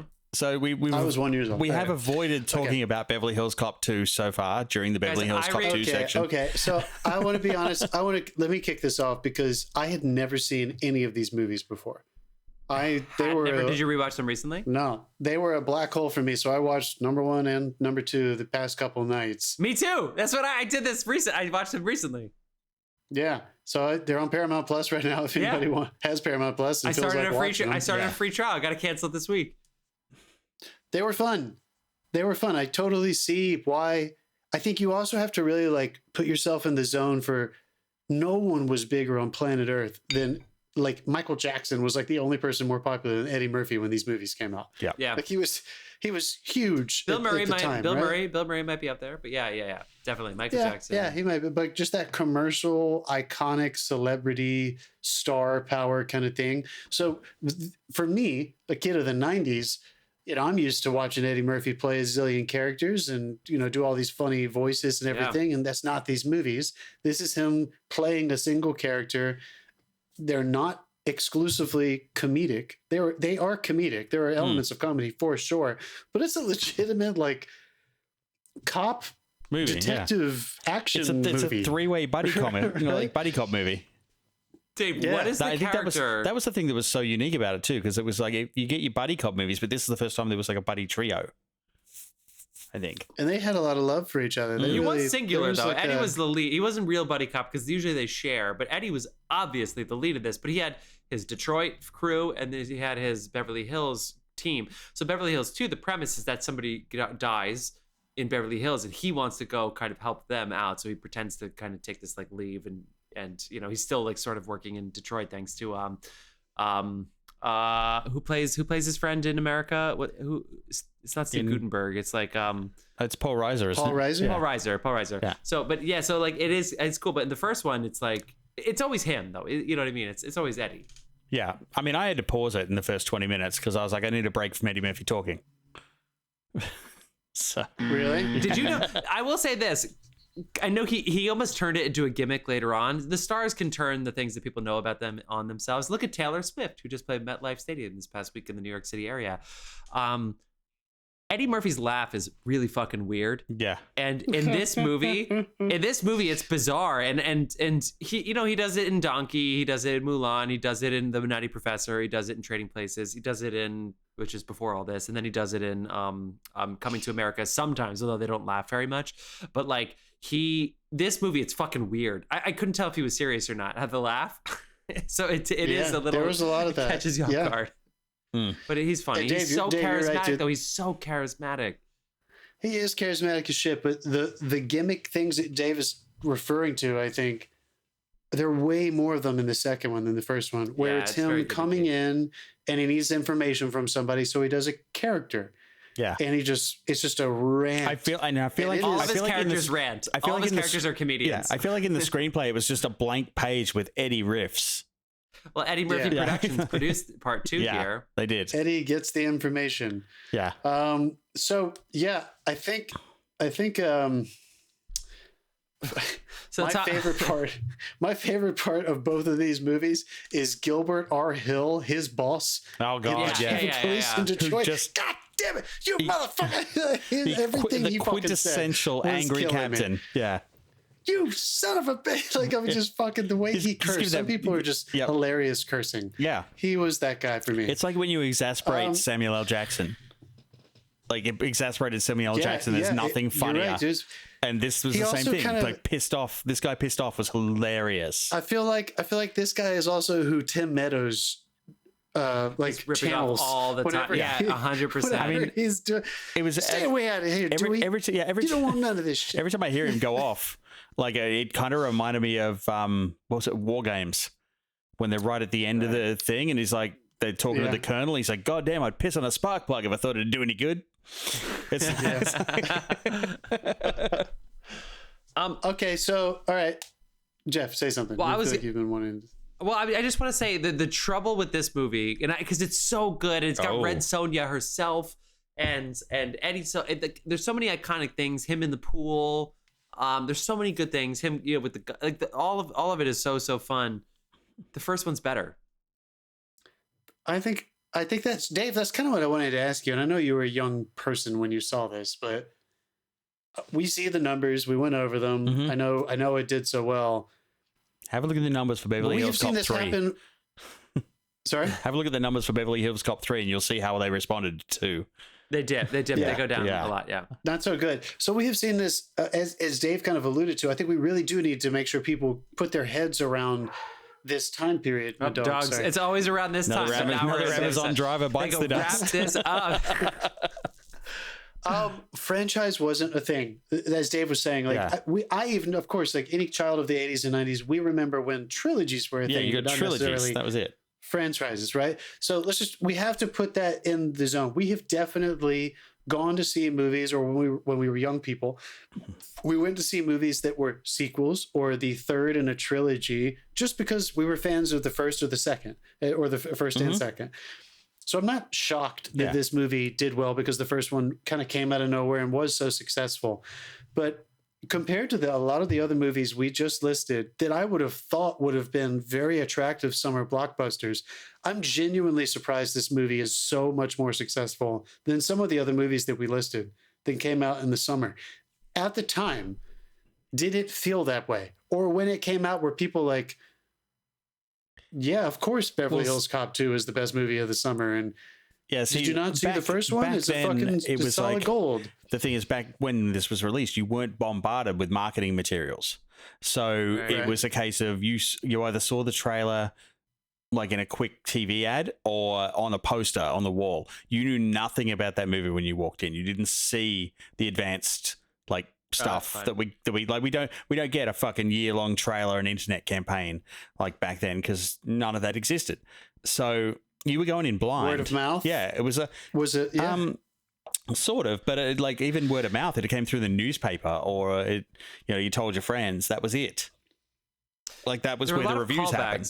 They did a good. I feel like nowadays it's different the way they do callbacks. Like they try to be a little cheeky. And there were a lot of callbacks. Watching the two back to back. John, did you notice that? Everything from like "I'll shoot you, Jeffrey" to "No drinking on the job" to the strip club. Like the structure. So many. Yeah. But the jokes. But the action was turned. It turned into The Gray Man, where there was so much action by the end that you were like, none of this is interesting anymore because it's just shoot 'em up, just violence, just glass. How much glass broke in this movie? Oh my god, there was so much glass breaking. And I love the first one is so good, guys. Go watch the first one. Go on Paramount Plus and watch it. It's the first one's so good. The second one, they're high-fiving each other. It was a curtain call. It was an encore that somehow became the highest grossing movie this year. I just want to point out how strange it is, and I know that movies take years to make, so it's not like Tony Scott made Top Gun and then he was on the top of the world and then he made these before these movies hit the theaters. But it is funny to me that the same guy made them, and I look at Top Gun as having a little bit more originality and substance to trying to tackle a fun action piece that hadn't really been done that well before, and then doing the opposite of that, a sequel of something that had already been done, and really leaning into what you just said, the repeats, the repetition, the callbacks to the things that worked so well in the first one. This is absolutely the classic, like, shoot 'em up of the 80s. Like the sound effects editors of this movie. The gun shots are so unrealistic. It's like two gunshots. There are like two gun sounds, and this movie has so many. Not picking on those guys. The machine gun sounds were pretty wild, but the other guns are just kind of silly. So I think, unfortunately, I know we're not really comparing them yet, but having done what Jeff and I both did, which I know we weren't alive then. We couldn't really talk about. We were alive, but we didn't see them with teenagers or adults. And talk about our experience in the theater. When we were sure. Right. But having just watched them, I did feel like, one, surprised me and I enjoyed myself, and two, felt like what we all talk about when we say like a sequel, like just repeat the recipe and let's make some fucking money. Success. They did it. They tricked them. Yep. Eddie Murphy money. Productions bought a couple new houses, some nice cars. Eddie Murphy Productions, man, really did a good job on this one. But that is so funny. And I also want to point out that stars are always necessary. We're always going to rely on star power to Chris get people Rock, into the Gilbert seats. Gottfried. Hey, God, Gilbert was great. Oh yeah, that was. But I think this is super proof. It's nice to know that he hasn't changed his shtick since the 80s. His eyes never opened. Yeah. Both of them. Everyone you just listed. This one, I think, especially, not just the IP of the success of the first one, but people came back to the theater because Eddie Murphy was in another movie. Like this movie came out and they were like, let's go watch him do anything. He's the biggest star on planet Earth. So, Dave, I hear you. Let's I think all even go in watch America, Pluto there may Nash. have been more. No, let's not. Wait, Eddie Murphy said something funny. Eddie Murphy goes, guys, I do work to make money. So if a movie doesn't work, it's not my fault. When Pluto Nash comes on in my house, it's like a holiday. We all sit there and high five each other because it bought us this house. Eddie Murphy is so funny when he talks about but he made a lot of money for a movie that didn't do well. I heard him say that too. What was that, Hollywood Reporter? What was that on? I heard him say that too. I know it's It's on the awards chatter. Yeah, awards chatter. That's a great podcast. So I know maybe I'm jumping ahead, but for me, there's no doubt in my mind which movie I'm going with. I don't know. It's Top Gun. And you know what? Well, you know what? And we could talk about Top Gun forever, but we're gonna talk about it in the next round. Dave, what do you want to say? I don't know. Is this 2 weeks in a row you're wearing the same shirt? Dave, do your fucking laundry. I did. Dave. That's why it's the same shirt. Every week, Harvard Law. I don't think it's sat in the hamper. Nobody thinks you went to Harvard Law. We're listening to you. Okay. Oh yeah, you can't see the bottom of it, can you? Just kidding. Okay. No, I'm above myself. Yeah. I mean, last week we changed costumes twice, so you know. That's true. I think. I mean, it's funny because earlier in the week, I did try and tee Jeff up to pretend he was going to vote for Beverly Hills Cop 2 over this, just to have some fun. Yeah, you got to read your fucking text, man. And And hadn't even seen the movie yet. because I thought it would have been funny, like, to just watch John lose his mind because he thought we were going to. Wait, you told me that a character was going to change. What did a character change? Huh? You said like a character was going to be totally different in the second movie from the first. Oh yeah. The young guy. I can't remember. Billy. I can't remember. Yeah, Billy. The whole we need to talk. Judge It Reinhold. was Judge Reinhold. Yeah, it's like the whole we need to talk Billy thing because he goes completely His fucking guns. gung ho. Yeah, with the guns. His gun crazy. Oh, yeah, he got crazy. Okay. That was fun. That was funny. I did. But enjoy again, his I little think turn. we like the joke was kind of abandoned because I think we knew how this was going to go when I sent you guys the photo of the screen when I was rewatching Beverly Hills Cop 2 because this one did not fucking age well at all, and to like we're talking about the Playboy Mansion scene? Yeah, the Follow your the dicks? Playboy Mansion scene, the strip club scene, the I don't know, referring to Bridget Nielsen as that tall bitch. Like none of it That tall bitch is probably not great. I don't mind the strip. I don't mind. Not cool, man. None of this was cool. Scene, I didn't mind the strip club scene. I mean, that scene could have happened literally anywhere.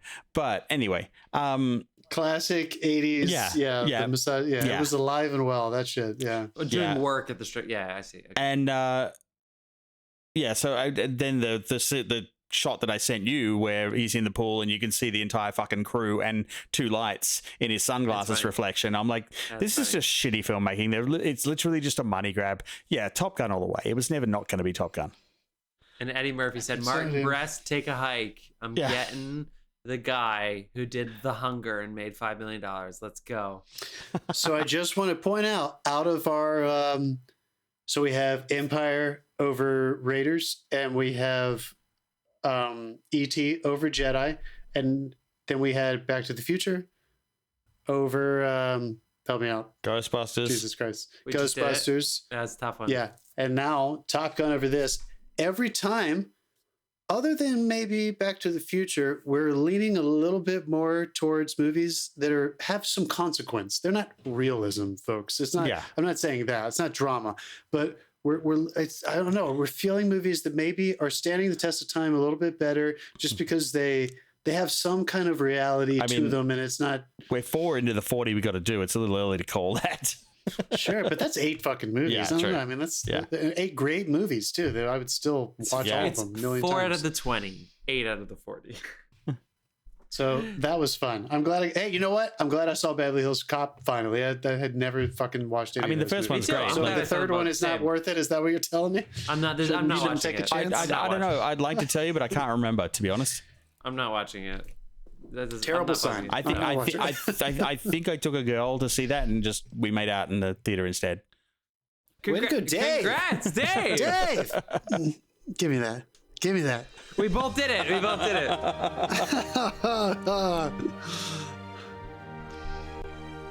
And Dave, the gush buzzer, pun intended. Okay, so damn. that was 1984, 85, and then 1986. Wait, you know what's funny? 87. You know what's funny about Beverly Hills Cop 3? So Eddie Murphy single-handedly chose John Landis, the director of Animal House and so many hit movies of Blues all Brothers. his life. Blues Brothers. For Beverly Hills Cop 3. Apparently, Tony Scott said no, and he didn't like Martin Brest. So all 3 of these movies had different directors, different teams, and John Landis couldn't bring the ship home. He couldn't land the plane for Beverly Hills Cop 3. Sorry, John. I hope you got paid well. It has a 6. The third movie has a Metascore of 16 out of 100. Wow. I'm going to be honest. It is from a distance. Whoops. Just hit my microphone. I heard From a distance of someone who, again, I grew up with the fucking, starting with Coming to America, but then definitely into the 90s Eddie Murphy's movies. Yeah. This is kind of weird for me watching him not lean into the character, even because his stand-up is character-based. Sometimes he is Eddie, but a lot of it he goes into characters and talks. Oh, yeah. And so it was weird kind of watching him try to watch these movies and think of him like he's like legitimately trying to turn into kind of a badass movie star that still does some comedy every now That's and why then. he stormed out when he didn't win an Oscar. For Dreamgirls, yeah. Oh, Yeah. Sure, Dreamgirls. Yeah. He probably should have won an Oscar for really Dreamgirls, good at but Dreamgirls. Alan Arkin He's was really good at great it. in Little Miss Sunshine and stuff. But so is Alan Arkin, yeah. But so yeah, I'm just to be honest with you, it was a little strange watching these because it kind of made me think like He had so much more success when he leaned into his, let me just play all the characters and let me just be as comedic as possible. Yeah. And by doing that, I would argue that his protagonists in those movies ended up having a lot more emotional consequence. Yeah. Even Coming to America, but certainly Nutty Professor. Definitely, damn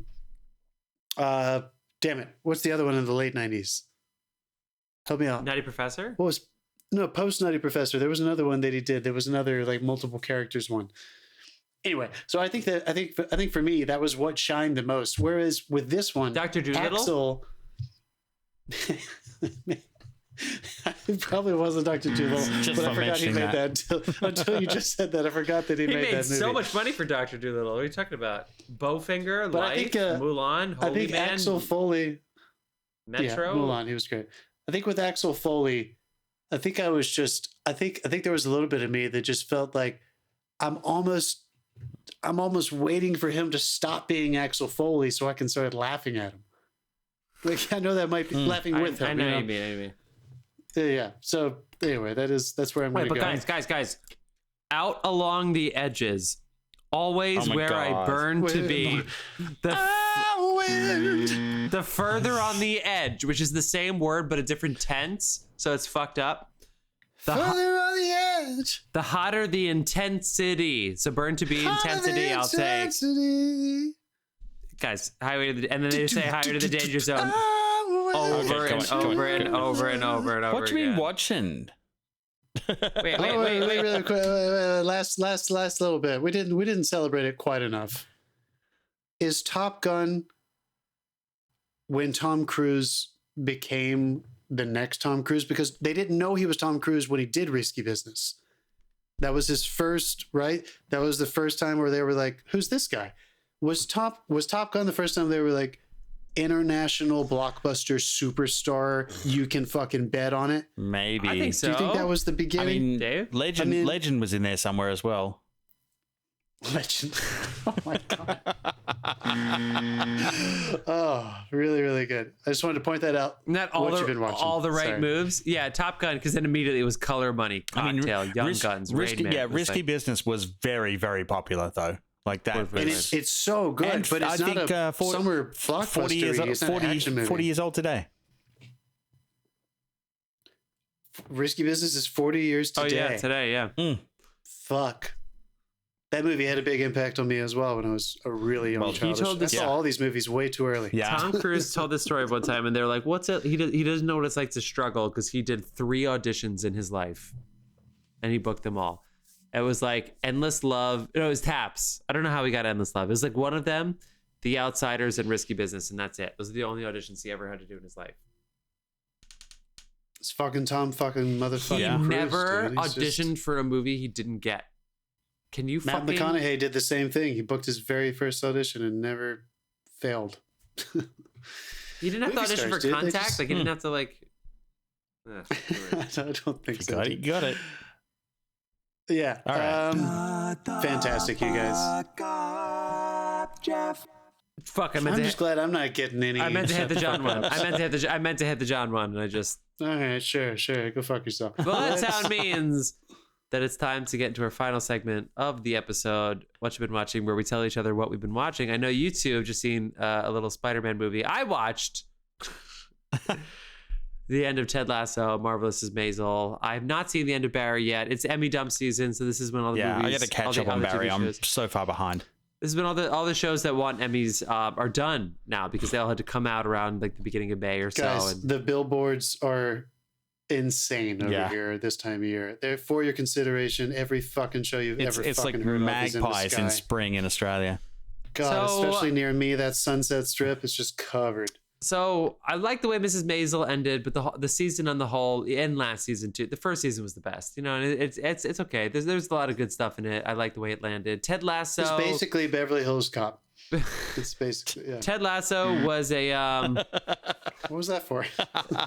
Ted Lasso. Shitty joke. Ted Lasso is I would say I understand why most people would be very moved by Listeners, Jeff has had a rocky ride with Ted Lasso. This is him bringing it home. Yeah. I thought somebody yesterday that doesn't listen to this podcast was like, I just didn't know when it turned into a drama, and I literally like almost jumped out of my seat. I was like, thank you. When did it become a prestige drama? And at the end of this, for anybody who's seen this, when he writes in on the book, obviously the book of if you're watching the final season is going to come out, and he said, it shouldn't be called the Lasso way. It should be called the Richmond way because it was never about me. And it was like, you're right. You gave up on yourself. This season, Ted was not the lead of his own fucking show because they decided to prop every other character up and give them this whole. What's the name of this show? To give that, I know, but he like Nate. I didn't need to have a psychological like thriller out of Nate. They really went there, didn't they? And then the restaurant too. They did this whole thing with the restaurant getting hate crimed, and then they just left it for 4 episodes because I guess it wasn't useful for them anymore. Like they took some swings and misses. The final episode where they have Roy Kent and Jamie fighting. Don't spoil it. No, don't spoil it. No, come on. I'm going to watch it. I haven't seen any of this yet. Well, to what we always say, you got to play to the top of your intelligence. You can't dumb the characters down. Jamie and Roy, they dumbed them down, and it made me fucking furious. In the last episode, they said the dumbest shit, and I was like, "This is fucking dumb, guys. They're smarter than this. You can't make them dumb. It's not funny when your characters are dumber than they are. When that is the difference between network television, in my opinion. And good cable or streaming television is when that's what made it cinematic was when you weren't relying on those kinds of tropes. Now, when your characters do things that are dumber than they are in real life, and they get mad about it. Like, I'll just use Jason Alexander in Seinfeld. So many times where he was like, I can't believe I did this fucking thing. And it's hilarious. That's great. But when your characters are like, they genuinely are serious, and the thing that they're serious about is dumb, it's bad writing. And I'm sorry, Ted Lasso this season suffered from really bad writing when it comes to things like that. On the whole, it arced fine. Yeah, but I really think this season, when it came to some of the characters, it took some huge swings that they weren't ready to follow through on, and I think it was bad writing. And it was moving, but it just wasn't for me. Next, who's next? Pay your writers. Hey, you out of work writers. Give your writers the chance. It's okay if they are imperfect. Fuck you, writers of Ted Lasso. Did you see that the... Not what I'm saying. Did you see the DGA signed a deal overnight? Well, I can't hear either of you. You're talking about Did you see the DGA signed a deal overnight? Apparently, there's a tentative deal for the DGA with the studios. But SAG is going to strike, so I don't know. But the DGA going up would have sped it up so much. Yeah, why did they do that? I don't know, but writers are pissed. Of course they are. Fuck. Damn. Yeah. My people. Is it because HBO changed their settings? So this week I went and saw Across the Spider-Verse, as we mentioned. They updated their Max app, and they were like, and the DGA said, sign. Whatever you want. Automate the shit out of us. Let's go. Dave, what have you been watching? I like I said, I went and saw Spider-Verse, and I cannot recommend it enough. See it on the biggest fucking screen you can. It's amazing. The writing is brilliant. The animation is beautiful. And I feel like this is a really good, alternate medium to, the Marvel multiverse. This is going to create its own thing. I feel like they're hinting like crazy that there's going to be a live action Miles Morales before we know it. Because there's been hints for that in at least 3 movies. Yeah. Of the Wu-Tang saga on Hulu that none of you listening have ever seen. What the fuck are you talking about? Have you seen the Wu-Tang show? No. I did. Our classmate is on it. Yeah, John, have you seen it? Because our classmate's on it? I haven't seen any of it. I bumped into him the other day. He looked so good. I didn't go to the same fucking school as you. I bumped into Elijah the other day in Washington Square Park, and he sat down and was in this pose that was ready to be photographed, man. He looked fucking good. He was like, "Hey Jeff, what's up?" I completely believe you because that's how he looks in all of his Instagram. Elijah, you look great, bro. The way he Let's laughs, work together. He laughs like he's on camera. It's fucking awesome, man. Oh, let's do it. Dave, do you agree with me though? Since we both saw it, just very quickly, I'm sure you saw other things too, but for me, it's unfortunate that this movie was so fantastic in the way it dealt with Spider-Man and the Spider-Verse. For me, it was tainted by the fact that for the past several years, Marvel has very shoddily gone into the multiverse world. And it just made this less interesting to me because all of these superheroes are now existing I could not disagree in a more. multiverse. Well, I think most people will agree with me. The reason I disagree superhero movie is because while I was watching that movie, I was like, "Fucking Marvel, who?" Did not even spare a thought for it. Like, I think if you're a huge superhero fan, you're probably going to have that capacity. Crazy. For me, like they literally have images of past Spider-Man who they own. That's a Sony thing. That's not Marvel. And in the most recent Spider-Man movie, they did all the other Spider-Man. So I just kind of felt like this idea is so good, but nobody's done it better than you. It's just a shame you didn't get there first. That's all I'm saying, because I think they did it so well. I mean, you know what? They introduced it so well in the first one. They did it great in the first one. The second, they kicked it up a notch. I'm not kidding. This might be the best animated film I've ever seen. Story-wise as well. I loved everything about this. It's really beautiful. Did you watch anything else? No, I don't think so. I started watching, I think it's Shrinks on Apple TV. Oh, yeah. And it's... it might be Shrinking. Yeah, Shrinking. Yeah. With Jason Segel? Jason Segel and Harrison Ford, yeah. Shrinking, yeah. I've been told I need to watch that. Thanks to the writer's strike, I'll be able to catch up on my TV really soon. Like, they've got Harrison Ford playing the straight man, which he does so well, and it really fucking works. And he's not a major part in it, but he's enough that he owns the screen. I dig it. I'm going to keep watching it. It's actually amazing that Harrison Ford didn't crash his plane into the studio that he was filming in. It's really Jesus, Jeff. I am catching up on Barry, and by catching up, I mean basically starting from the beginning, because I'd never really watched that. I'm one season in. I think I'm in. I really want to watch this season, but John, 2. I don't want to fuck up your HBO Max, and obviously we share an account. By share account, I mean I mooch off your account, and I don't want to fuck up your numbers, but yeah, you're behind. You got to catch up. Yeah, I'm way behind, so I'm catching up on that. Elizabeth and I are 6 episodes into the last season of Succession. Holy shit, really good. It's a good season, right? I haven't touched any of that yet. Yeah, it's a good season. Do you think episode 3 of this season was one of the better episodes you've seen on television this year? If I had not just watched Better Call Saul, then it would have been an anomaly compared to the other stuff that I've seen. Yeah. Like it was just really, really, really well done. I felt like they trusted me. Yeah. I felt like they got away with certain kind of writing techniques that are kind of the opposite of what you were talking about with your criticisms of Ted Lasso. Ding, ding, ding, ding, ding, ding, ding. Right. So, I mean, yeah, I do feel that way. And we're enjoying it a lot, and I can't wait to finish it. I also started, I think I'm 2 or 3 episodes into the Smartless on Tour. Yeah, I watched all of that. Series. Oh, yeah, I watched all of that this week, too. I watched all of it. Yeah, it's okay. It's pretty good. I'm enjoying it. I like those guys. Fun to hang out with them for sure. I really think that guy was a good choice as a guest. It was really dumb to do it when the whole audience was there to see somebody funny. And I at least like that they're admitting that they made some mistakes. So I've been watching that as well. And then I watched something else, another series. I feel like I'm catching up on everything because I don't get to watch anything. Summer John. I will sign off. I will sign off there. I think that's all. All right. That's all I really watched. Can't wait to see what next week is. John didn't do the lists for next week, so we don't know what they are. But guys, no, I have it right in front of me. Next week is 88 and 89. 88 and 89. Who Framed Roger Rabbit versus Batman? Oh fuck. Yes. Another Zemeckis. And then Ghost 1990 versus Terminator 2. Wait, Ghost was the #1 summer movie of 1990? Yep. And what was 91? Wow. Terminator 2. Oh I wonder God. what's going to win. I don't know. How many times you guys rewatched Ghost? Stay tuned for the answer to that question, film fans. Ghost.